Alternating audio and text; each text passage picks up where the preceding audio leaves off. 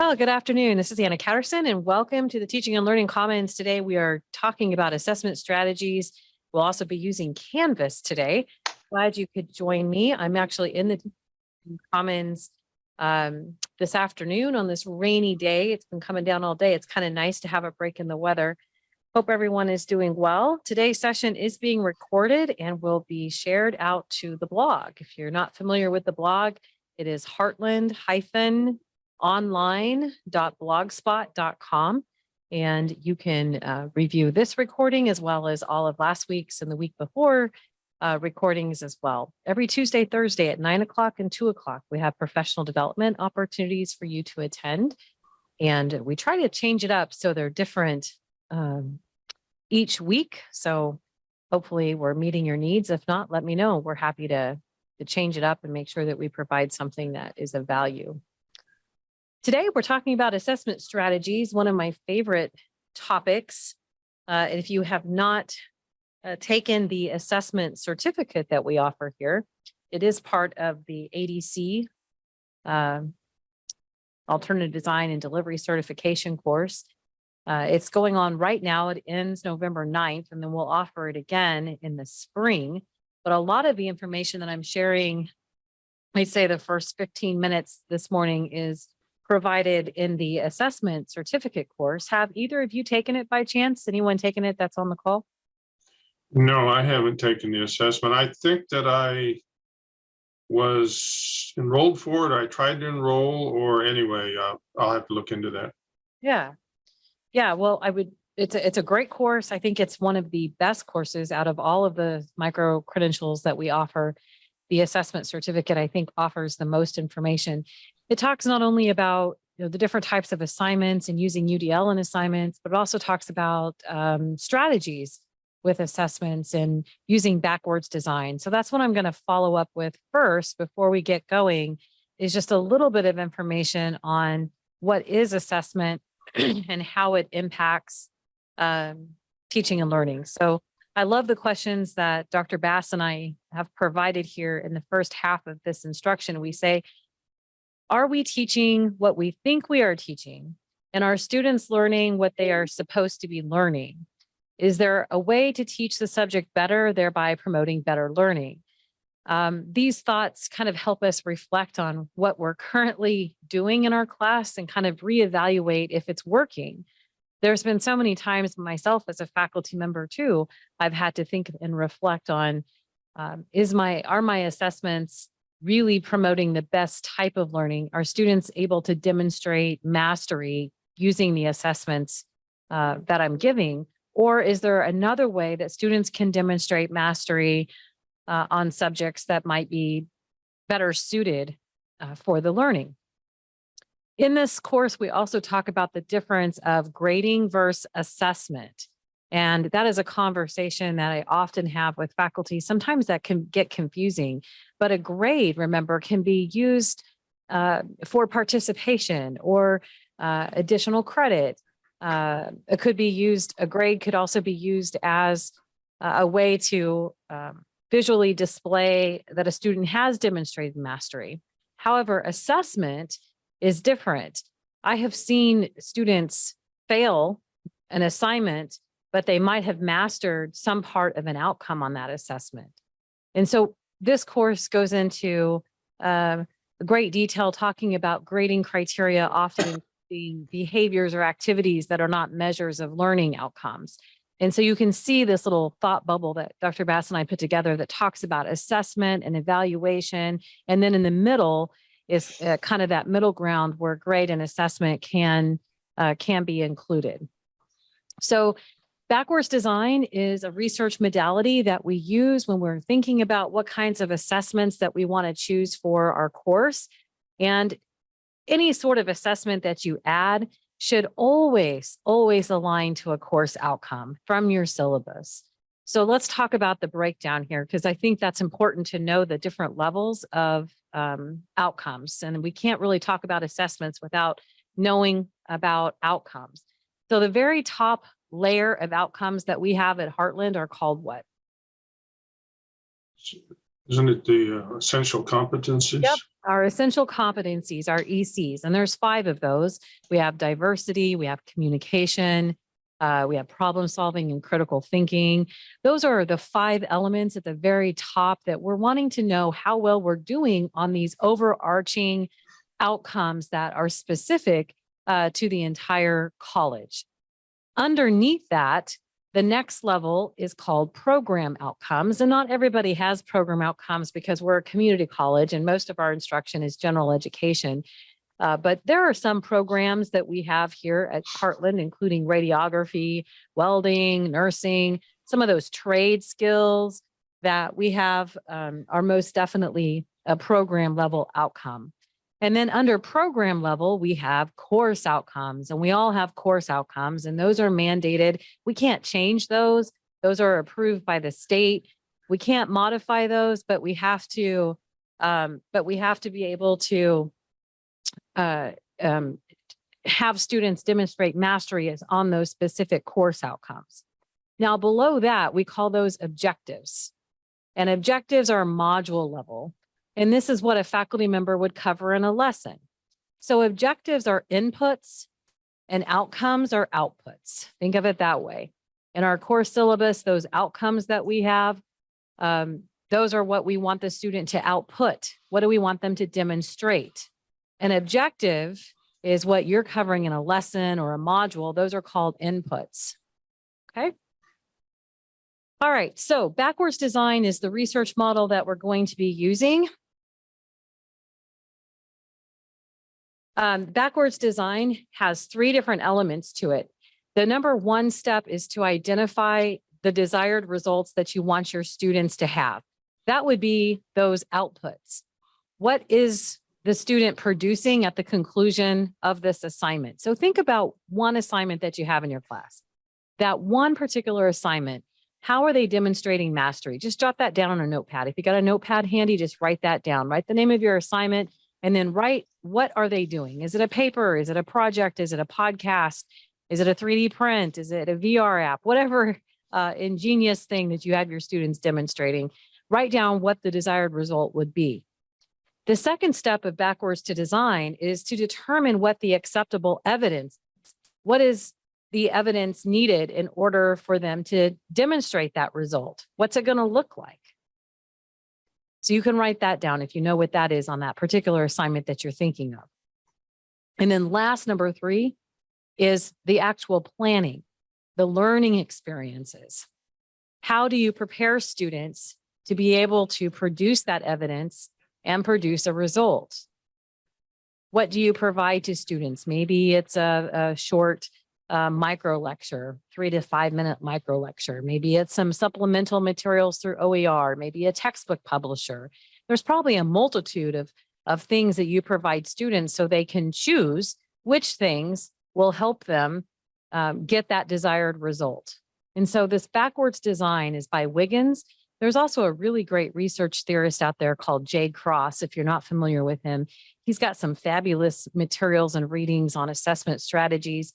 He's also just recently published an article on ungrading, if you're familiar with that. I know folks in LAS have been really interested in ungrading. In fact, even today, today is October 25th, there was an article in the Higher Education Chronicle about ungrading and backwards design. So I'd encourage you to take a look at that. I just had it up a few minutes ago.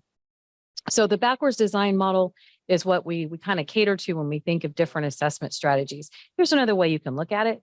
Just another visual. You've got your goals, your objectives, and your outcomes. Remember, your objectives are your inputs. This is what you're giving the student, and the outcomes is the output. Now, in addition, in this assessment certification course that we're kind of breezing through, it also mentions 2 major categories of assessment. There's the formative assessments and the summative assessments. And I hope that you have a good balance between those. And I'm going to show you in Canvas how you can create both. But a formative assessment, remember, that is low stakes. Those things students can take over and over again. It's not going to impact their overall grade. We really just want to make sure that they have an understanding of the concept. So formative assessments are a great way for students to kind of self-assure that they're on the right track. Formative assessment should have alternative due dates too. We encourage faculty to have formative assessments that are due midweek. So you can provide feedback to a student before the summative, which might be due at the end of the week. Summative assessments, however, of course, as you know, have higher stakes, and often they're midterms or final projects or senior recitals or other elements as well. Now, there's 4 different categories of assessment. We're not going to take time today to go over them, but I wanted to mention them in case it intrigues some of you. These are the 4 categories of assessment strategies that you can use in your class. We have standardized assessment, simple completion assessment, there's complex completion assessment, and presentation assessment. I got this information a few years ago. I took an assessment course through Harvard. It was tremendous. I think it was a 16-week course, and it went over the 4 categories of assessment in detail. And so what I did is, after I finished that course, is I put a lot of the examples in this micro credential just to share with you some examples of what each of these assessments represent. So for example, in your syllabi, if you have an outcome that has the student describe, you see that word often, right? That Bloom's taxonomy, describe this process, then a multiple choice test may not be the best assessment strategy for a student to describe something. Maybe a podcast, a video, a paper might be a better way for them to describe something. And that's how we look for alignment. But these 4 categories of assessment can help you understand which one would be a good representation to which of your outcomes that you have in your class. So when you think about your current assessment strategies and needing to reevaluate them, you can refer to these categories as a way to, kind of self-check yourself to see where you're at. Now, this assessment course, like I said, it's almost over, but we will be offering it again in the fall, or excuse me, in the spring. If you're interested in taking it, send me a note and or Jewel a note, and we'll get you enrolled in this. It's got some great information. We just don't have time in an hour to go over the whole thing, but you can see that first module is just talking about assessment strategies and how to design assessment. You actually get an opportunity to design your own assessment once you've identified what category. And then it goes into ensuring that it's valid and that it's reliable. So if you have a concern about plagiarism or students cheating, we talk about how we can build authentic assessments that include active learning concepts that prevent cheating from happening. And this is a great module. It also talks about rubrics, both holistic and analytical rubrics. And then module 3 and module 4 go into how you take the first 2 and develop them into Canvas. And that's what I'll be focusing on today, is some Canvas tools that you can use to develop different types of assessments in your class. And if you're not sure, again, what sort of assessments you should be creating or how to make your own authentic assessments, that's where this course can come in handy. So before we get started, if you have not seen the new course templates, I'd encourage you to check them out. They're found in the Commons library in Canvas. Over here on the left-hand side, when you're in Canvas, there is a Commons button that you find on the left. It's right over here, right there. And then all these new templates have just been uploaded this past month. We're excited about these. Marketing, in an effort with marketing, they've helped us come up with custom branding. And these templates have changes to student handbooks and policies. Links have been updated for 23-24. We've updated Canvas orientations for students. So all of the templates align to something called Quality Matters, which is our quality assurance that we use here at Heartland. It looks like this. Here's the quality assurance rubric. If you want one of these, let me know. I'm happy to provide it for you.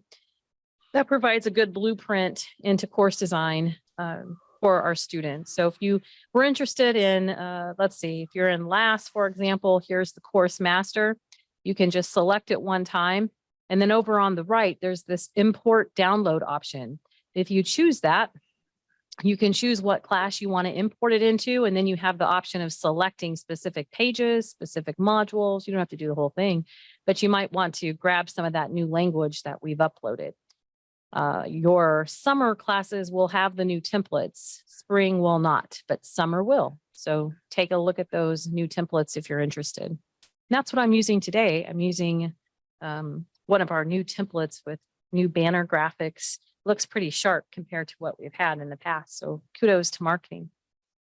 So in Canvas, there's a few ways that you can add assignments. And as you know, you can go to modules and add assignments. Some of you have already done that before. If you're using a template, we do have a sample assignment that we put into all of the templates just to get you rolling.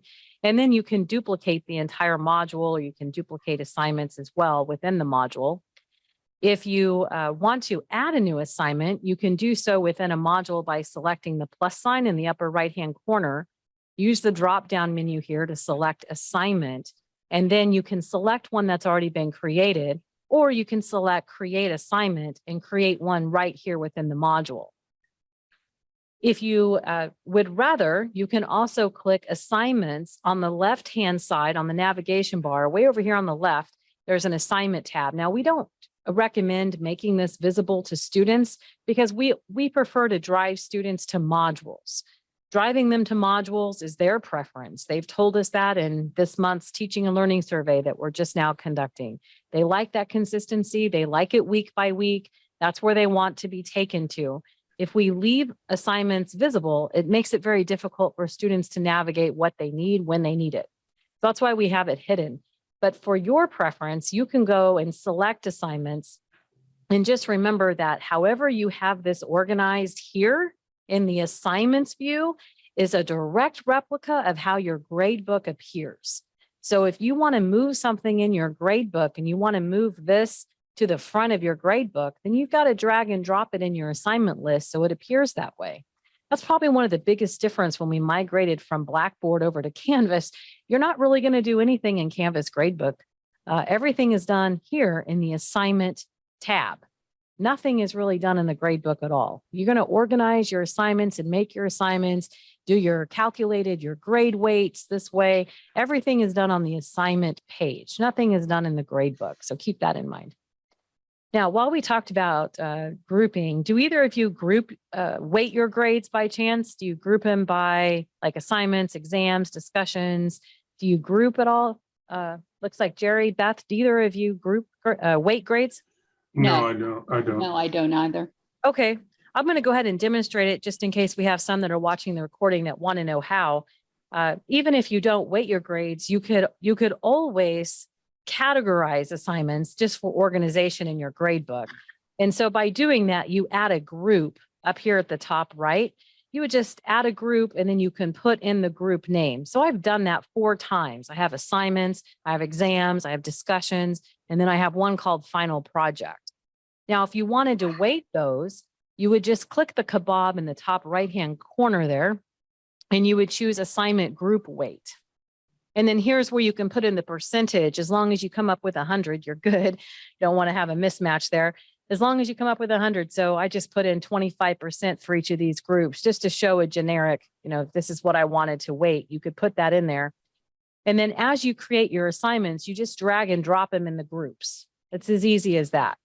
So remember, however you have this organized is the exact replica of what your grade book is going to look like. And we get a lot of questions throughout the semester.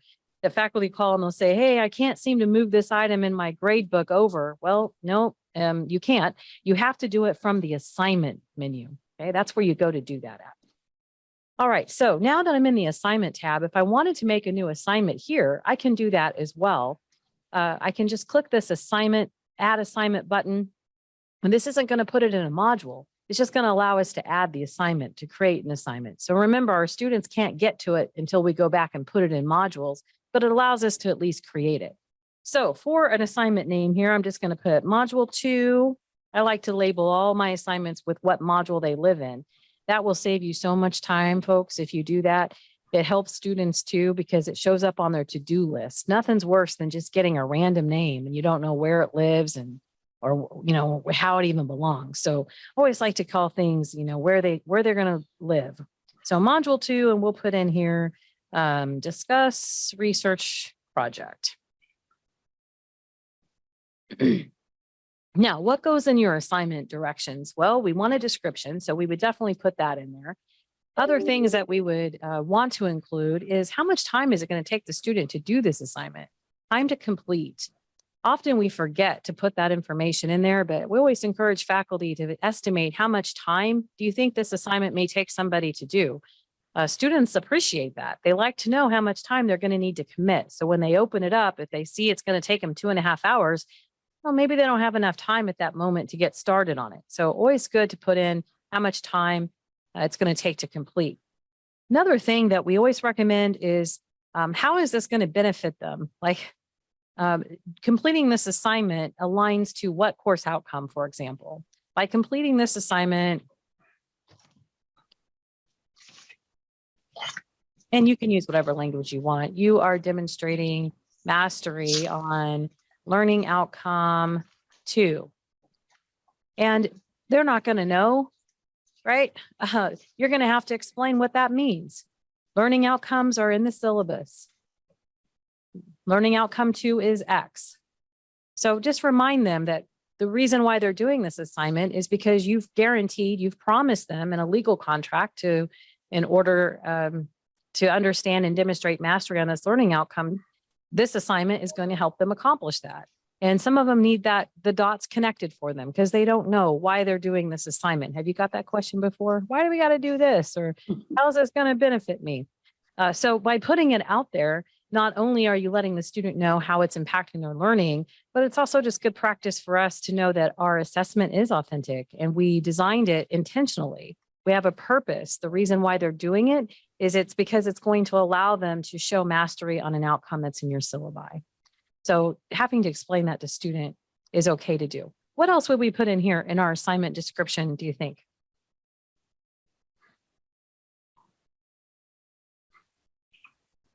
I don't know, maybe the steps that you need to take to do the assignment.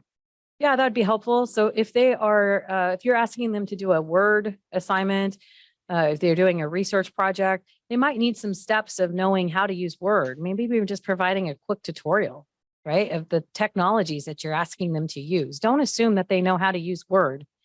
There was a time I used to think everybody knew, but guess what? They don't. They don't and is Word the only thing they can use? No, we got Google Docs and all kinds of other things now. So you got to be really specific on what technologies you want them to use, and then make sure you provide tutorials to give them help.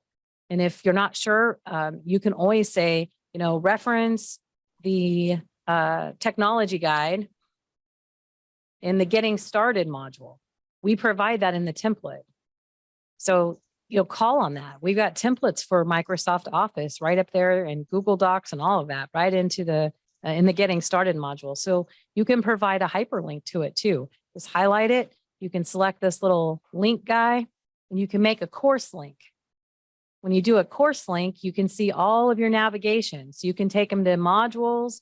There's the Getting Started module. You can just click that and the link is already created. So you're good to go. Really easy, simple. Anything else that we put on here?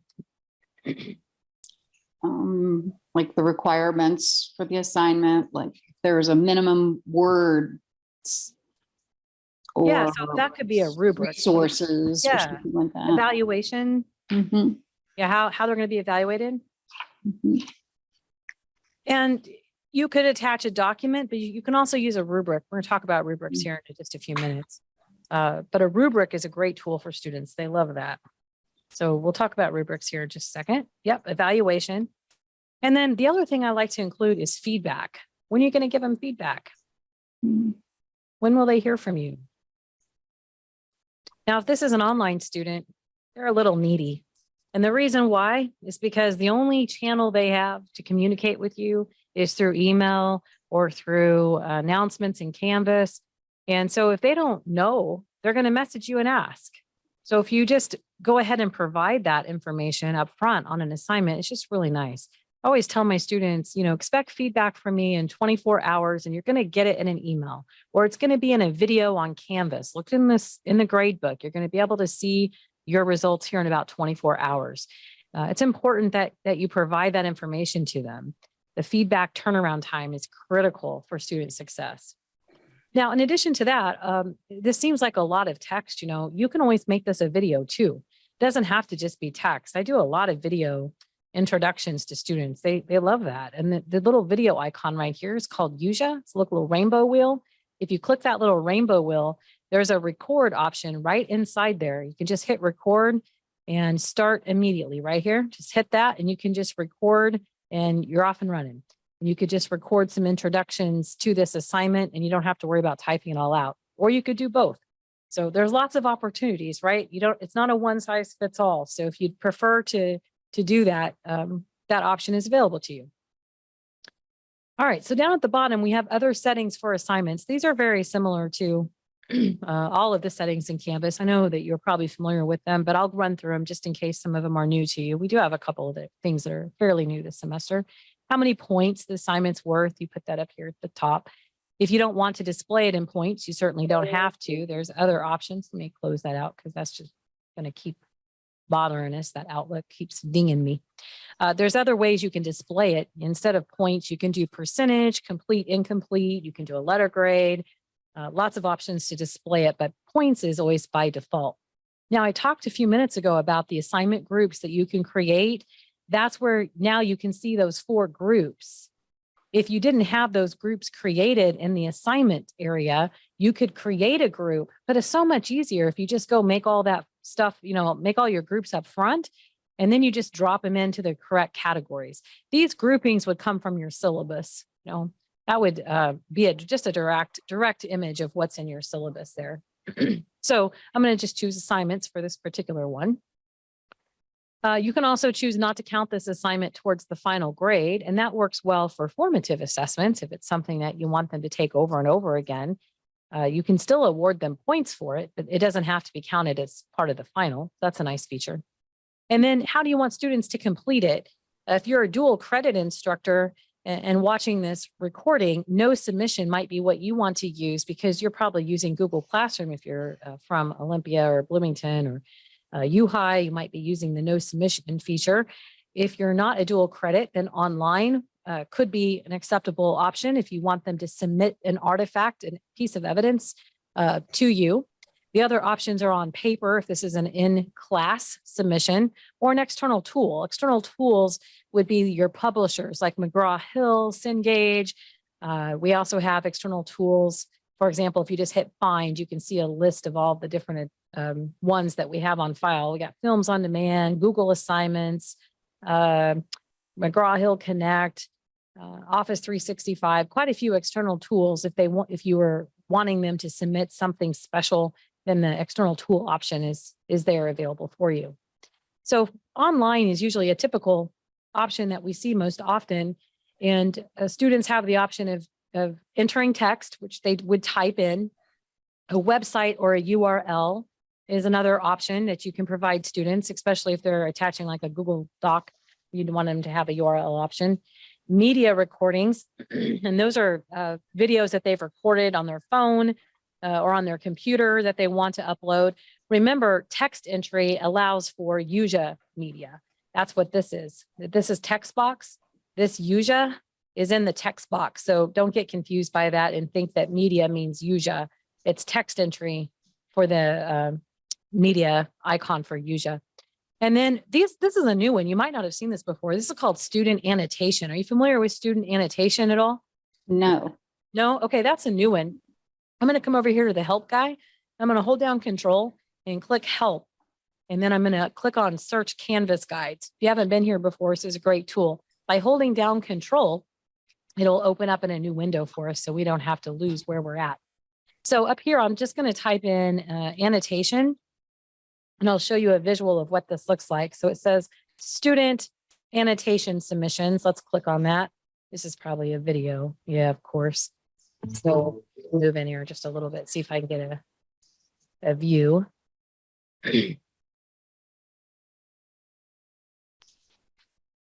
Annotations can also be created on the Canvas Student app. Annotation tools in Doc. So in annotation tools, if you were to have a PDF, for example, that you want a student to review, they can annotate it or mark it up, or they can use a pen and edit that document and provide feedback right on top of the document rather than uploading another document that they have provided feedback on. It's a fantastic option.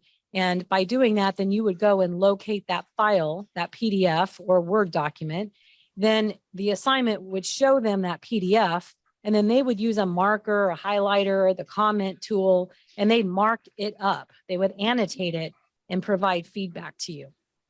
So it's great, like if you're wanting them to practice APA or MLA, right? And you've got a badly formatted paper and you're saying, hey, go find all the errors in this. And then they use that annotation tool to go through and find the errors. Or for my classes, I use it for literature reviews. I'll go and have them find, compare and contrast themes that they're finding within their research, and they can annotate it. So it's a new assignment tool. We just turned it on this semester. It's a great assessment strategy for students, and just a little more interactive, I think, than them having to go do it themselves and then learn how to use some of those tools. This is a nice feature. Then that other option is called file uploads. And that's if they were going to submit a file, like a Word or Excel or PowerPoint or a different type of file. You can also restrict those file types, as you probably know. If you just want them to do a PPT for PowerPoint, you would just put in that file extension and then you separate it by commas. So .doc, .txt, whatever you want them to upload, you can restrict.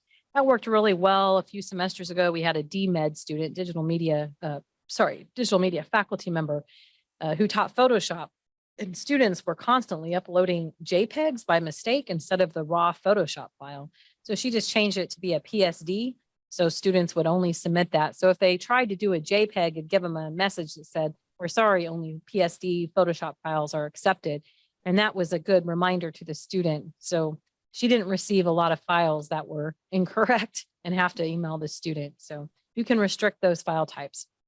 Now, the submission types, I always encourage faculty, go ahead and allow them to submit it as many times as they want. You don't have to accept it, but big deal if they upload it 3 or 4 times or they upload the wrong file.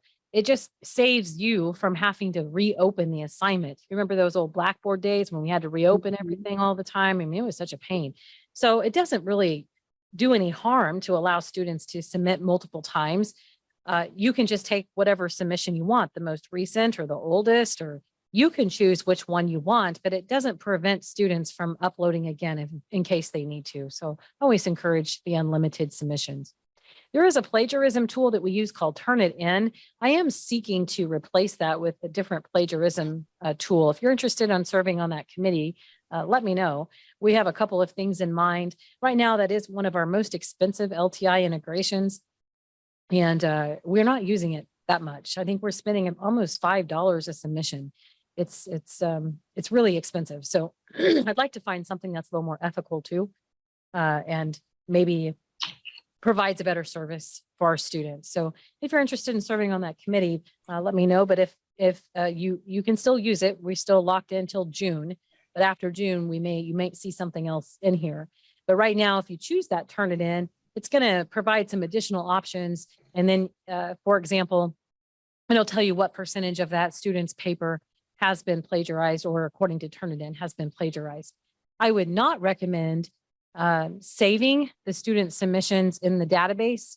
If you do that, where it says do not store submitted papers, if you save them in a database, the student can never reuse that paper. So we're community college. If they want to submit that paper or change that paper, they'd be citing themselves and plagiarizing themselves. So I always, try to not store that submitted paper. We recommend, unless it's like something that's final, and you don't want them to resubmit it. But typically we suggest not storing those submitted papers into that database so they don't plagiarize against themselves. One thing I do like about Turnitin, if you do not want to use the plagiarism detection tool, you don't have to. Just take all that garbage off up here. And at the bottom, there's an option here called grammar checker called E-Rater.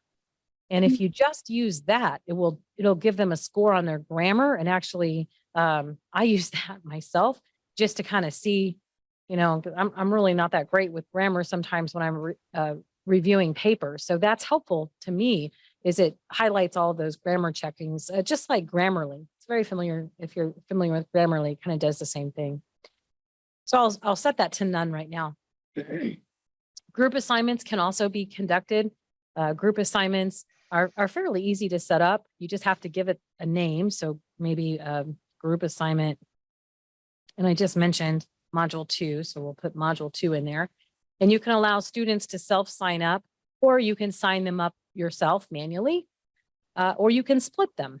You can split them by the number of students or number of groups you want. So if you wanted 5 students in a group, you just choose 5 students, click save, and it will automatically assign students into those groups for you. So fairly easy to do. And the fun thing with groups is that with a group, a student has their own instance of Canvas. So when you go to the People tab and they click on groups, they have kind of their own shell. They have their own discussions. They have their own announcements. They're in control of that. So some folks really do enjoy the group projects in Canvas. You wanted a group project or you want to learn more about groups, there's a great blog post we have out on the blog that shows you how to do that. We aren't going to take time today, just not enough time to go through everything. Peer reviews is another type of an assignment that you can do. It's a great strategy. Peer review would mean that when I submit my paper, I would automatically be assigned another student's paper to review. So I might be given Jerry's paper and I would review Jerry's paper and give my comments. Jerry would receive my comments and I would get a grade for peer reviewing Jerry's paper. You can automatically assign those, which is what I like to do. So 2 is max. I would not do more than that. 1 is a lot. 2 is sufficient. Remember, if you want quality feedback, then you don't want to give them too many to review. So 1 or 2 is sufficient. And so if you did 2, then you want to assign the reviews when the due date happens. So if our due date is Friday and the student uploads their paper by Friday, then the review for the peer review part would be on Friday because that's when the due date is. So as soon as they submit their paper, the peer review triggers, and then everyone in the class gets a notification that they have a paper to review. And so that due date will be different. Does it make sense? Mhm. Okay. So peer reviews is another assessment strategy that we use in Canvas. And it's a fabulous tool. We have a lot of great success in LAS, actually, a lot of folks in LAS that use that tool. Now let's talk about this area down here. This is one area that a lot of folks get confused on. So I wanted to take a second and just review this. That first option says assign to, which is, pretty self-explanatory. You're assigning it to everybody in the class. And then the due date for that assignment, that's also, pretty self-explanatory there. This second piece, it gets confusing. And I usually do not recommend using this feature, and I'll tell you why. You have an availability from and an until date. So if you were to start this, and let's say it's available this week, starting the 24th, and you put it's only available through the 28th at 11:59, because that's when it's due. Okay. If you to put that until date in there, on October 22nd, when this is due at midnight or 22nd at midnight, 12:01 a.m., the student can't have access anymore. They can't see it. They can't see feedback. They can't see anything about that assignment. It's just like gone. And we don't find, the research shows that that's really not a great strategy. We want them to be able to still see the assignment. And if they turn it in late, you're going to know because it's going to show it in the grade book as late. But by putting the date of until in here, you prohibit the student from seeing it at all. Like they can't even go back to look at it. So I don't usually recommend using that until date. Causes a lot of problems for students, causes problems for faculty. If you put a due date on there, then that means that they can submit it past the due date as long as this date isn't in here. So if they submit it past that due date, that's okay. But if you had a date in here of the 20, let's say this is due the 21st, change this. If I have the 21st in here, after the 21st, the student no longer can submit it. They can't view it. They can't access it, nothing. You've locked them out of it. But instead, if you just take that off, the due date still exists. So it's going to show up late if they submit it past the 21st, right? So then you can set penalties or accept, non-accept as you'd like, but at least you allow the student an opportunity to review it because that assignment may be beneficial to the next module and they might need to reference it, right? So then you set them up for failure for the future modules if they can't access, if you lock them out of what they missed. So just a recommendation. Now this bottom option here, This often gets missed too. I wish that were in a different color. But if everybody is assigned this, and then here comes, let's say, John, and John says, hey, I've been sick. I really need an extension, and you give him an extension. Often what faculty do, they come up here and they change the due date. Well, that changes it for everyone. But instead, you can just click add and you type that person's name in right there. And you click their name, you click John's name, and you can give him his own credentials, his own due date, his own until and availability. Now you can do that up to 185 times. Don't ask me how I know that. You can do 185 times. Hopefully you don't have any more students than that or you're in trouble. All right, so let me close this out. I'm going to hit save. Now here's our assignment. And we talked about a rubric. Let's go over that real quick. Before we do that, let me talk about outcomes. And this is an important element that I know everyone is familiar with, but we've talked a lot about adding outcomes into our rubrics, especially with essential competencies. If you want to add an outcome, if you want to put an outcome into a rubric, you first have to add the outcome to your course. And you would do that by clicking the outcomes tool over here on the left. It's on the nav bar. So you just click outcomes, a pretty painless process. There aren't any outcomes in your course when you get it. It's blank. So you have to find them. And that's what this little magnifying glass is here. You click find. And then under find, we have some folders. And so I'm going to click on Heartland Community College. And there we go. There's all of our essential competencies. There's communication. There's diversity. There's problem solving, social responsibility, and technology. Those are those 5 essential competencies you've been hearing an awful lot about, I'm sure. So let's say that this course, we know that communication is one of the essential competencies that this course aligns to. It's probably in your syllabus. It's been mapped out by your department. So you know which essential competencies are going to go with your course. So we'll go ahead and import this one in. We'll say that this communication one is going to live. So we'll go ahead and import that in. And I'm just taking the whole folder. So now I've got the whole folder in. And there's 2 indicators under communication. Students can either develop an effective message or they're going to deliver an effective message. Really, that's the gist. They're going to develop or they're going to deliver. Okay, so now that I've got that outcome in, let's pop back over to my assignments. And I was working on module 2. Here's my research project. So I'm going back into it. And we were just getting ready to talk about rubrics. And down here at the bottom left-hand side of your assignment, you have a rubric option. That's what we're going to click, that add rubric. And this is how we're evaluating students. Now, the assessment certificate that you're going to take eventually, it talks about 2 types of rubrics, a holistic rubric and an analytical rubric. A holistic rubric would have 1 criteria worth a large amount of points. And that criteria would be pretty detailed. And there aren't too many ratings involved. An analytical rubric has everything broken down and they're small points.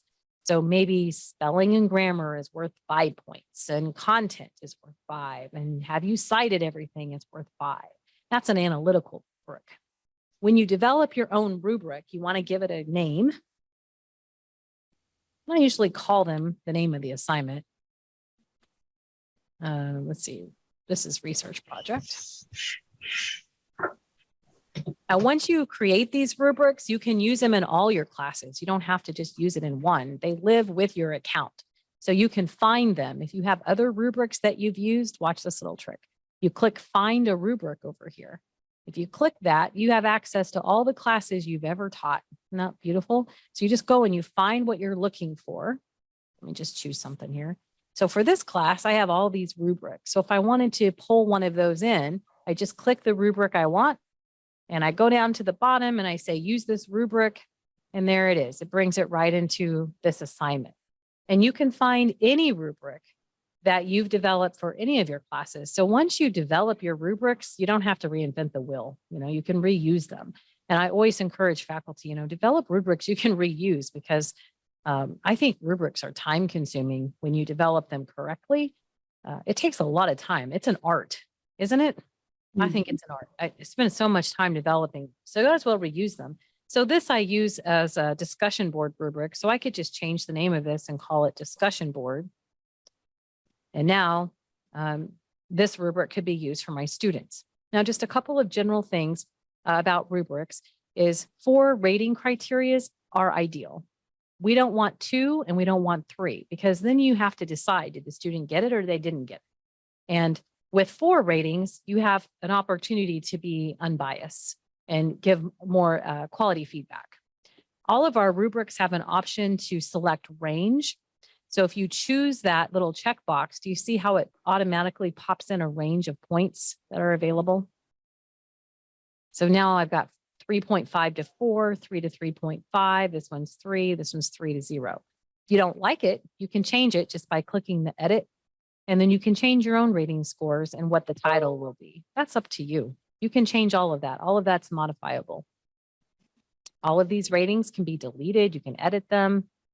So even though you bring in another rubric, you can still modify it. Just be sure you give it a different name. You don't want to override the existing rubric that you brought in. All right, so here's our rubric. Now at the very bottom of this rubric is where we can tie an outcome to it. Now we've talked about outcomes. I shared with you like the essential competencies, the program, and the course level. We could get pretty granular if we wanted to, but for our purpose, we're just do essential competencies. Those are the easiest ones to add. So now that we've added the outcomes, we've already done that because we went over to navigation and chose outcomes. We got those added. Now I'm going to click find outcome. And looky there, there's that communications folder that I imported previously. So do I think in this assignment, students are going to develop an effective message, or are they delivering an effective message? And if you're not sure what that means, we've tried to provide you some examples. Like, are they going to present material? Are they going to have some sort of a message that they're sharing? Or are they developing the message, which means did they identify their audience? Maybe it's just an outline, which is probably what I'm going to provide here because it's just a paper. So I'm going to choose this one, this indicator. And before I import it, these rubrics have points on them. And I don't want to use that to grade because that's different, right? Assessment's different than grading. I'm not awarding points. So you just want to be sure you deselect that checkbox that says use this criterion for scoring, because we're not going to give them any points on their grade. We're just evaluating whether or not they delivered an effective message. So I'll deselect that and I'm going to choose import. Okay. And at the bottom, there's some settings here for your rubric. I always like to use this bottom checkbox. Let me zoom in because that's hard to see right here. It gets missed often. It should automatically be marked in my, oh shoot, don't do that, Anna. Back here, where'd you go? Come back here. Zoom got away from me. Sorry, guys. Hold on just a second. Sometimes it does that to me. Let's try that again. Right here, this option right here, this should be marked all the time. Use this rubric for assignment grading. Duh. I mean, you went to the beauty of developing the rubric. You kind of want to use it, right? If you don't mark that, then the score won't automatically calculate. You have to type in the score, and that's a pain. So make sure you mark that. Use this rubric for assignment grading. So then you can just hover over these boxes and click, and it will calculate the score for you. You don't have to do the math. We'll update the rubric. I'm going to, so my assignment was only worth 20 points and the rubric is worth 25. So it's smart. It's saying, hey, ding-a-ling, you got 2 different values in here. So I'm going to change it. Okay, so I'd come back up here and I would change my rubric, but I'm not going to take time, I don't think, to do that. So we'll just leave it. All right. So now our rubric is attached. Here's our rubric down here at the bottom, and our students can see that, and we're ready to go. So that was fairly painless. The most difficult part is just thinking about how you want to evaluate your student and getting that into the rubric itself. Now, here's a little secret coming in after June, I believe, June or July of this summer. If you have a Word document or an Excel file that you already have rubrics for, you get where I'm going with this, Canvas will automatically import them into this beautiful rubric tool. I'm really looking forward to that. Right now we have to copy paste, and it's kind of a pain if you have them developed, but we do have an answer for that coming very, very soon. So I'm excited for that. Any questions about the rubric before we move on? No. All right, good. All right, so if I go back to modules, this assignment isn't in here because it lives in assignments. I haven't added it to the actual module yet. So I need to do that. So I'm just going to click the plus sign. I'm going to select my assignment. Here it is, module 2. Go ahead and add it. And then it always adds it to the bottom. So I'd want to move it, and put it under my appropriate header. And there it is. Then I could publish it. It's ready to go. Now, I want to talk to you just for a minute about, since we have about 10 minutes left, I want to share just an introduction to mastery pathways. Dun, dun, dun. Let's talk about mastery pathways because it's a critical assessment strategy that we should all be spending more time talking about. Let me pull up something here. Hop in here. And I'm going to share kind of a scribble, but stay with me while we work through this. So let's say here is one of our modules. Say this is module 1.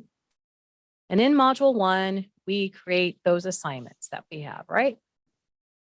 Now, let's just happen to say we have a student in this class and he scores a 70%. Not too bad, but not real great either. We want him to do better.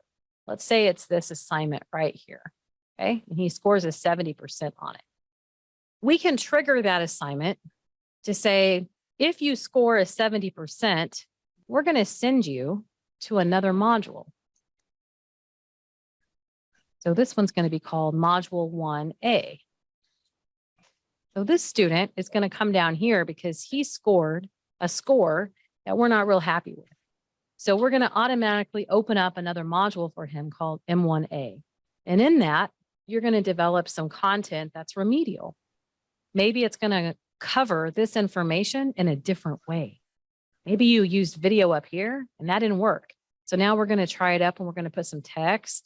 Maybe we're going to try another type of a quiz or maybe a Zoom session, right?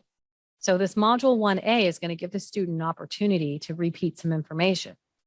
Now, likewise, let's say another student who completed this assignment, he got a 40. I mean, he really failed. That's terrible. All right, so then we're going to move him and we're going to create a whole other module for that student. And that's module 1B.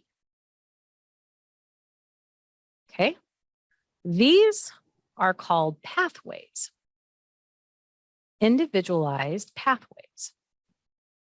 And it's all reflective on one score. That makes sense?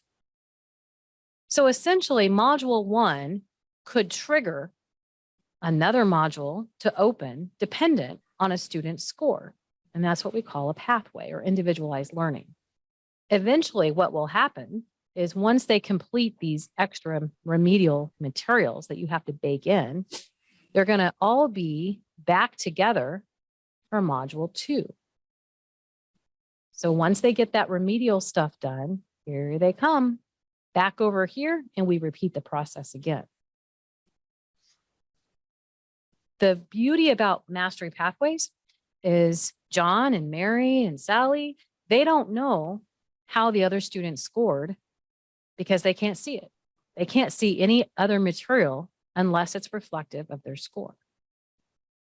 So it's very individualized. All right, now how do we do that? Let me show you. How do we do that? Okay, let me pop back over here. You seeing my campus okay? All right, the old switcheroo. All right, so what I'm going to do is I'm going to scroll down and find this one assignment that we worked on. And you might not have seen this before. Some folks in my morning session had not seen it before, and it's easy to miss. So I'm going to edit my assignment. And there's a new tab that you may not have seen before called Mastery Paths. You seen that? Just probably didn't know what it did, right? Right. So this Mastery Paths, if we click on that, that means that this assignment, this particular assignment, if a student scores how much? This assignment's only worth 20 points. So if they score 14 points out of 14 to 20 points, if you click the plus, they did a really good job. Where you want to send them. Here's your list of things. So you really need to have your materials developed first, right? Before you develop your pathways. You got to have all that remedial content built. Other would be a module. You got to get all that stuff prepared So then when you add these pathways, you can shoot them over to that direction. The same thing would be true if you only wanted 2 pathways, you don't have to use all 3. Maybe you have a 0 here. So 0 to 14, you can send them someplace else. Now, do you have to do it on all assignments? Absolutely not. You could do it at the beginning, get them right off the bat, that first couple of weeks. You choose one assignment, you're like, this is it. My students are not doing so well. Then we just started off, so we really want to catch them. You could do it at a midpoint, and then you could do it at the end, right? So you could have 3 different pathways. You don't have to do it for every assignment, but that is a great assessment technique that we can use in Canvas to ensure that we're keeping students on track with where learning is happening and we're meeting students where they are. And that is setting students up for success. So when we talk about assessment, when I go to these assessment task force committee meetings, what I'm really thinking is, instead of filling out an assessment form, my students did poorly on Module 2 research project. And so next semester, I'm going to do this different. Well, you don't have to do it different next semester. You can do it different now when the learning is happening. You're going to get the students now in the moment instead of them failing and you writing about what you're going to do for future students. This is why when we say assessment is part of teaching and learning, this is what we mean. This is how it's impacting your teaching and learning. It's happening in the moment. And we can do it through Mastery Pass. And it's very visual and it's very autonomous. So nobody knows, right, which path people have taken because it's only available to that student. Now, this is also getting a little bit of a facelift in the future. We'll have more opportunities for advanced features for Mastery Learning Pathways in July. I'm excited for the changes that are rolling out for that. So be looking for that. But I did want to introduce it. We had a session on Mastery Pathways. Didn't have anybody attend, but in this assessment strategy meeting, I've been trying to provide a little snapshot of Mastery Pathways because I just don't think people know what they do. So by introducing it, hopefully it'll give you an opportunity to think about how your assessments could be stacked and lead to success in some of your learning outcomes. Now, this session was recorded today. I'm going to go ahead and stop the recording. Remember that you can locate all of our recordings on heartland-online.blogspot. I'll go ahead and pull that up real quick so you have access to it. We have a lot of cool stuff out there on our blog. The first quarter report's been posted. We did a VR session the other day, a quick tour that you want to share with your students. Also, don't forget our teaching and learning survey has been launched. We hope that you encourage your students to take it. We take those results very seriously, and all of those results we use to make decision making here for the TLC. So I'll go ahead and pause the recording. I have a